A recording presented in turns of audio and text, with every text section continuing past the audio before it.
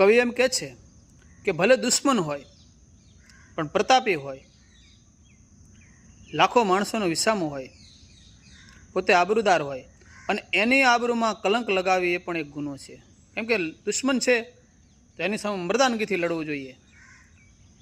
નહીં કે કોઈ ચારિત્ર ઉપર ડાગ લગાડીને ખોટી રીતે કરવું. એટલા માટે થઈ અને કવિ આ દુહાની અંદર કહે છે, પણ વેરી હે જોને વેરી વંકા હોય, આ તો વેરી વંકા હોય પણ હોય લાખુને પાળતો, એ હે એની લાજું લોપે જોય, અરે રે એને કોડજો